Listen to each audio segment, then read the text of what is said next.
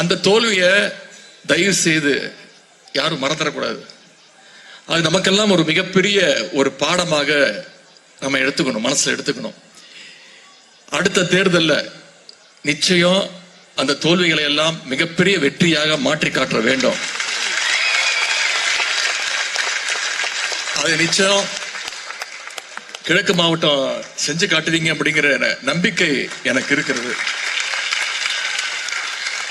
இன்றைக்கு இருக்கக்கூடிய ஆட்சியாளர்கள் இன்னைக்கு அவங்க ஆட்சியை பிடிச்சிருக்கலாம், முதலமைச்சர் பொறுப்புல உட்கார்ந்து இருக்கலாம், அமைச்சர்கள்லாம் உட்கார்ந்து இருக்கலாம். ஆனா ஆட்சிக்கு வர்றதுக்கு முன்னாடி அவங்களுக்கே ஆட்சிக்கு வருவோங்கிற நம்பிக்கை இல்லை. ஒரு மிகப்பெரிய விபத்து போல இந்த தேர்தல் நடந்து முடிச்சிருக்கு. ஏன் இன்னும் சொல்லப்போனா மக்கள் முழுமையாக அவங்க தேர்ந்தெடுக்கல, முழு மெஜாரிட்டியோட வந்து உட்கார்ந்துருக்காங்களான்னு பாத்தீங்கன்னா அதுவும் கிடையாது.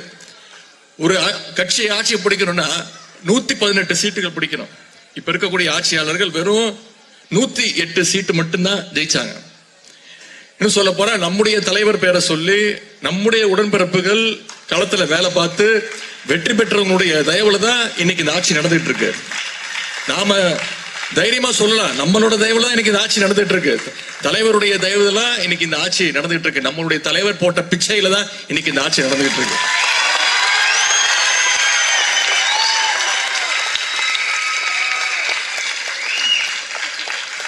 வெற்றி வாய்ப்பை இழந்திருக்கோம். எத்தனை சதவீத வாக்கு வித்தியாசம் தெரியுமா? வெறும் 3% வாக்கு வித்தியாசத்தில் வெற்றி வாய்ப்பை நம்ம இழந்திருக்கிறோம். எப்படி ஆட்சியை பிடிச்சாங்க? ஆட்சிக்கு வந்த உடனே தொலைக்காட்சியில பாத்தீங்க தொடர்ந்து என்னென்ன நடந்துச்சு. தினமும் பனிஷ்மெண்ட் மாதிரி கவர்னர் போய் சந்திச்சுட்டு வந்துட்டு இருந்தாரு. இன்றைக்கு இருக்கக்கூடிய முதலமைச்சர் போய் இன்னைக்கு கூப்பிடுவீங்களா, நாளைக்கு கூப்பிடுவீங்களா அப்படின்னு கேட்டுக்கிட்டே இருந்தார். ஏன்னா நம்பர்ஸ் இல்ல.